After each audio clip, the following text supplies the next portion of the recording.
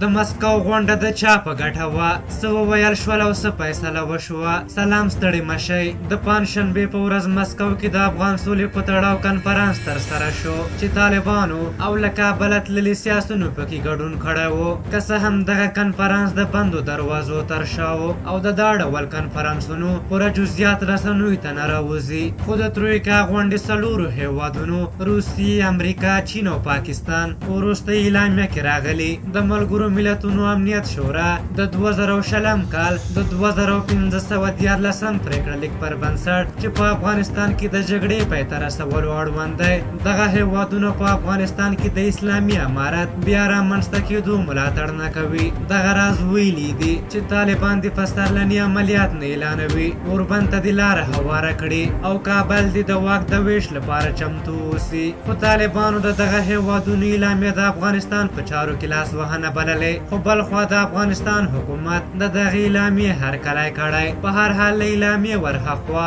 له کنفرانس وروسته ګلبدین حکمتیار بیا طالبانو پسې ګرځېده. ډوډۍ او لمونځ یو ځای و او ناستې هم ورسره وکړې. دغه راز بل خبر دا هم ورکړل شوی، خو دا چې څومره به حقیقت ورته نشو ویلی. ویل کېږي چې د مارشال دوستم او د طالبانو د یو غړي ترمنځ لفظي شخړه رامنځته شوې وه.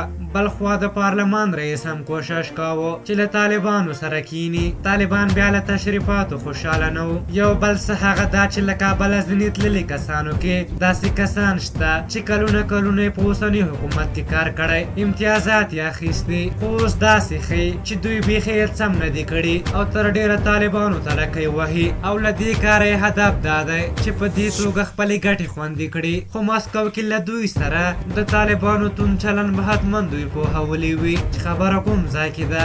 بل نړیوالو یو ځل بیا طالبانو ته ښکاره پیغام ورکړ چې اسلامي امارت نه غواړي او دوی به له نورو سره یو ګډ حکومت جوړوي. په هر حال موږ له دې غونډې وړاندې هم ویلي وو چې د مسکو ناسته اصلا د ترکیې د ناستې په اړه یوه مقدمه ده، نو بناً دغه کنفرانس دواړو لوري ته هم ښه و او هم ښه نه و. په هر حال تاسو د دغې موضوع په اړه څه نظر لرئ او دغه کنفرانس د چا په ګټه بولئ؟ خپل نظرونه مو راته په کومنټ کې ولیکئ. که زموږ ویډیو مو خوښه شوې وي ضروري لایک کړئ. تر بلې ویډیو مو په لیه بخښونکي خدای سپارم. د الله په امان.